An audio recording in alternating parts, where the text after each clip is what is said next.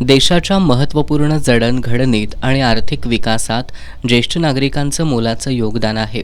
त्यामुळे ज्येष्ठ नागरिक ही देशाची राष्ट्रीय संपत्ती असून त्याचं जतन झालं पाहिजे या उद्देशानं अर्थक्रांती जीवनगौरव अभियान ही संस्था ज्येष्ठ नागरिकांच्यासाठी कार्य करते. भारतातील सर्व ज्येष्ठ नागरिकांसाठी केंद्राकडून 10,000 रुपये मासिक पेन्शन हे सन्मानधन म्हणून मिळावं यासाठी या संस्थेचा लढा सुरू आहे.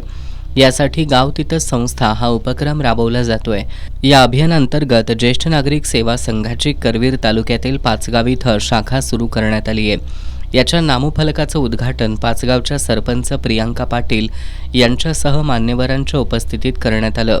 यावेळी संस्थेचे राज्याचे मुख्य समन्वयक जगन्नाथ मोरे पाटील, कोल्हापूर जिल्हा समन्वयक ह.भ.प. महादेव यादव महाराज, ज्येष्ठ सल्लागार पी.के. पाटील, कोल्हापूर जिल्हाध्यक्ष आनंदराव वायदंडे, वाळवा तालुका अध्यक्ष तानाजी पाटील उपस्थित होते.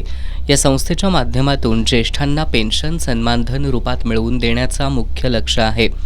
आरोग्य शिबिर, विरंगुळा केंद्र उभारणी, समाजोपयोगी कार्यक्रम दर महिन्याच्या 19 तारखेला राबवण्याचा संस्थेचा संकल्प आहे, अशी माहिती संस्थेचे प्रसिद्धी प्रमुख संतोष पांचाळ यांनी दिली आहे. या कार्यक्रमाला कोल्हापूर जिल्हा मध्यवर्ती बँकेच्या संचालिका स्मिता युवराज गवळी, ज्येष्ठ नागरिक सेवा संघाचे अध्यक्ष पांडुरंग पाटील, शेतकरी विकास सेवा संस्थेचे चेअरमन उत्तम गाडगीळ, संग्राम पाटील, कुंडलिक पाटील, विठ्ठल रुमाले, मारुती गाडगीळ, चंद्रकांत सस्ते, जनार्दन कांबळे यासह शेतकरी विकास सेवा संस्थेचे सर्व सदस्य उपस्थित होते.